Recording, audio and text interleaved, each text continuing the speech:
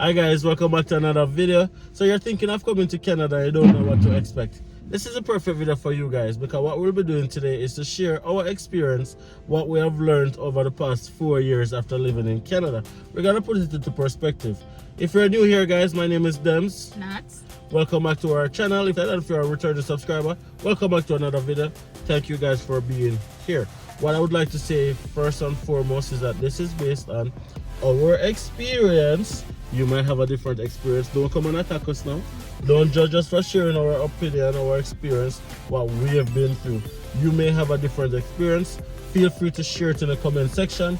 But this is our experience over the past 4 years. We're not complaining. We're just telling you what we have learned. I have to break it down because sometimes it seems like sometimes people sit up on their ears. But anyways, moving on as well. I'd also like to say that this is not general all across the board for everyone in terms of individuals, but it is for the majority. We have met some really nice persons who some of these don't apply to, but for the vast majority of people, 100% applicable. Okay, so as I said before, 7 things that we have learned after migrating to Canada. The first thing, the weather. The weather is bipolar, very bipolar. And by what I mean by bipolar is it changes very frequently. You might wake up in the morning and it feels like a warm day. Spring, fall, summer, depends. And by afternoon, you have to be joined for your jacket. Like right now, it's really feeling like winter outside. The temperature is falling below 0. Snowing, freezing rain. Everything that can happen is happening right now. And probably in another couple of hours, the sun might be out and it turns into a beautiful day. So the weather changes a lot. The second thing that we've encountered is just like the weather changes, the people also change. Canadians blow hot and cold. They are very moody. You cannot tell if a Canadian is a friend or not. They're very moody guys. They're very bipolar. I'm not even gonna lie and say that all Canadians are nice, because truth of the matter is we've learned that. And please remember, you do have nice Canadians. Really nice Canadians, down to earth, respectful, everything. But you do have majority that is moody. Moody and bipolar. And as I said, this is not applicable for everyone, but we're talking about the majority. Now in Jamaica, where we are from, if you talk to somebody more than once, we take the bus together most morning and I see you continuously, or I see that we travel the same route, or we in the same class, or we live in the same community and we see each other somewhere else, different, whatever, automatically we're gonna develop a relationship and we're gonna, forge a friendship of some sort.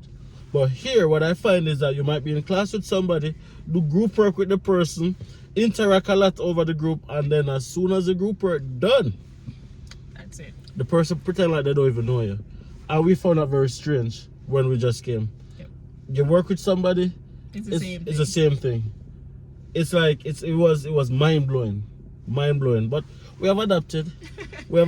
And we have learned to deal with it and not take it personally. The other thing that we learned is that you have to learn to depend on yourself. Nobody's gonna give you anything. You have to go and get it yourself. And what I mean by that is, of course, people's gonna say that in Jamaica you have to go and get it yourself too. You did the other. We know that. But what I'm saying is, at least in Jamaica, you can go to your neighbor and say, "Yo, give me 2 of them breadfruit." Beg a little salt. Hey, you have no sugar over there? Different things, right? Yeah. You can get that neighborly help. Yeah. Hey, I'm cooking, I ran out of salt. Can I get some salt?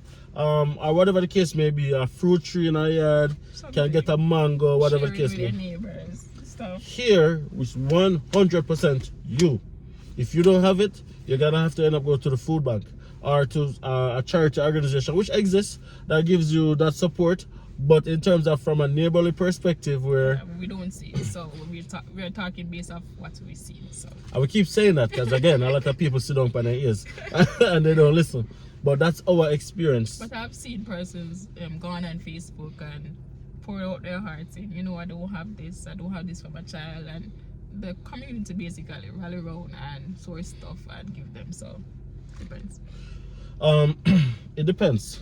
As a community, there's help, but from an individual culture point of view, where you can just go and knock on your neighbor door and say, "Oh, A or B," I don't really see that.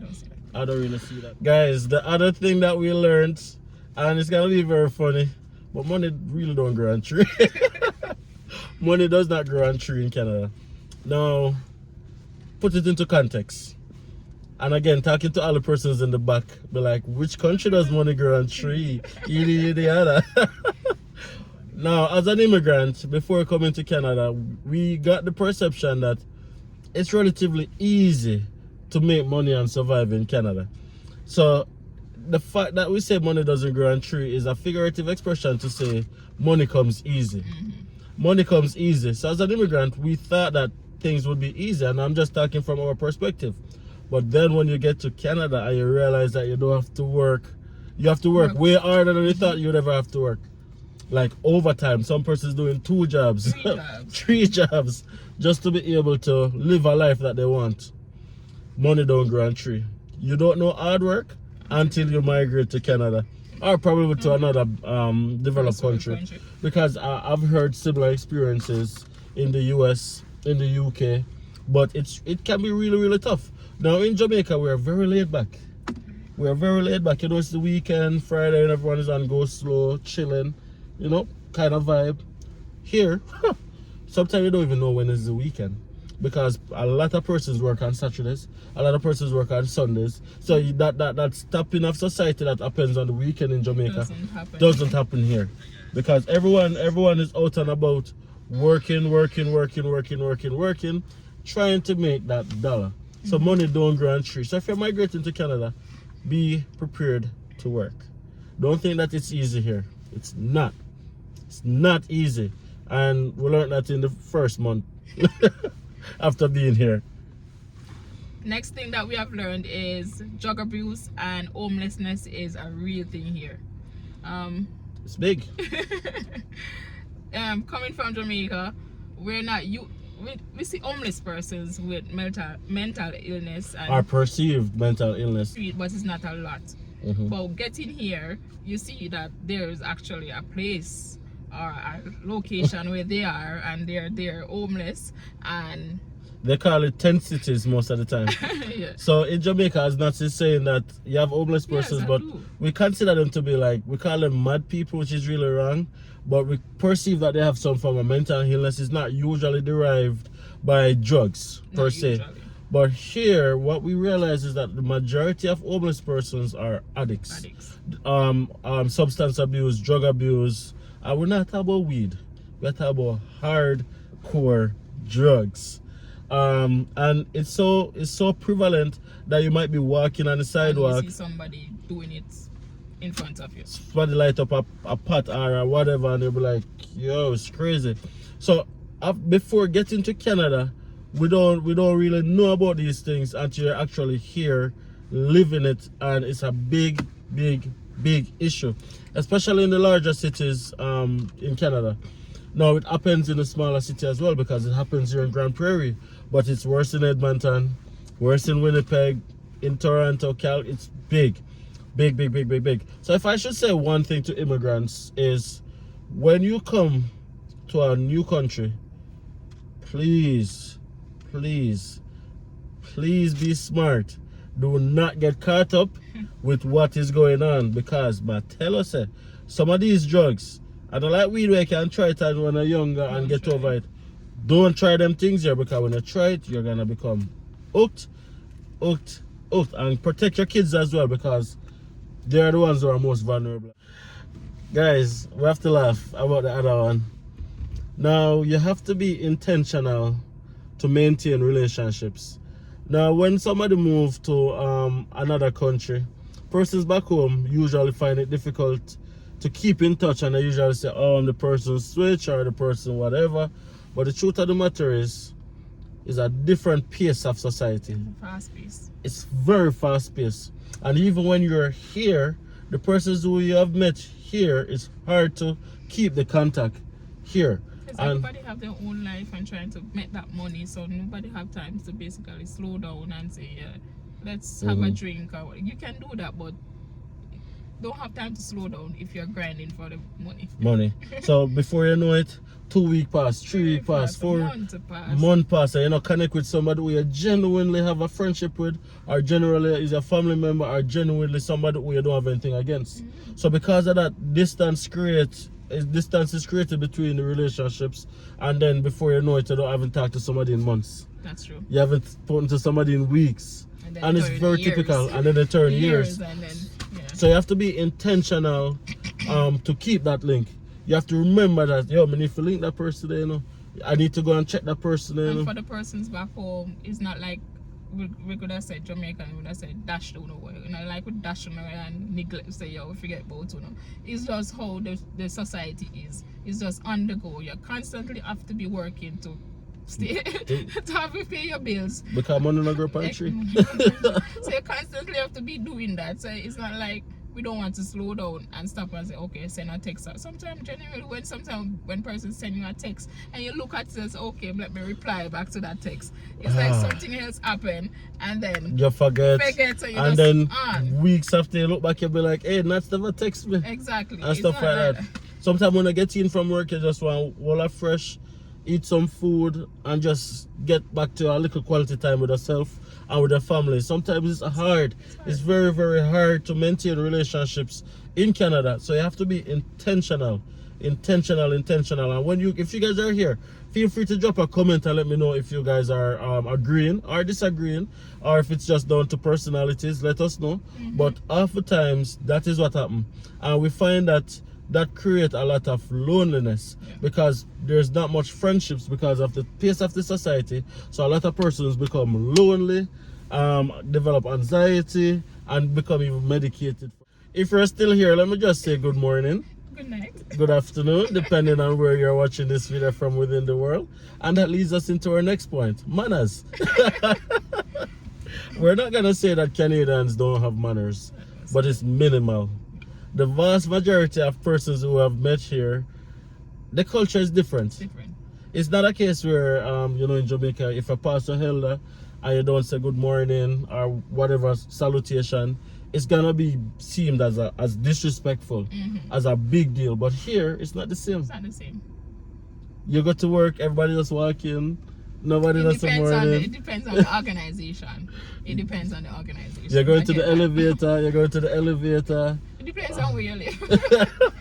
You're walking on the street early morning. The street now is just a broad slate. Nobody says morning. And that was mind-boggling for me, because I was saying good morning all the time, or good afternoon, or good night, and then I wouldn't get a response. And you could see the genuine shock is on person's face, like, good morning, and they're like, good morning, how are you? Like, they're happy. But it's not like a case where it's natural. Yeah. It's not natural. So because of that, we say that manners exist, but minimally. Although kids, for example, they're not gonna come up to you and say good morning because it's not taught. It's not taught. So don't feel offended if it happens to you. It's just a culture thing. And I'll give you guys a bonus tips just because you guys stick it out for the entire video. So I'm gonna give you guys one last thing that we learned, and it's also a tip that can help single persons who are migrating to Canada. But before we share the tip, I just want to say, take a second to just subscribe to the channel if you haven't subscribed already. Hit that little red button right there. Take a comment. Hold on. Take us to 10,000 subscribers. We're trying to get there before the end of the year. We can't do it without you guys. Hit that subscribe button. If you're enjoying the content, if you're enjoying the channel, please, it really helps us out and it makes us motivated to keep going. So if you're watching the video and you're not yet subscribed, take a second, hit that subscribe button. It would really help it out. It would really help us out. Also, smash a like on the video. When you interact with the video, it causes YouTube to push it out more, so other persons can see the video, so that we can get to 10,000 subscribers faster. So if you like the video, it really helps us out. Drop a comment. If you're in Canada and you have experienced something totally different than what we're saying that we have experienced, we want to know too.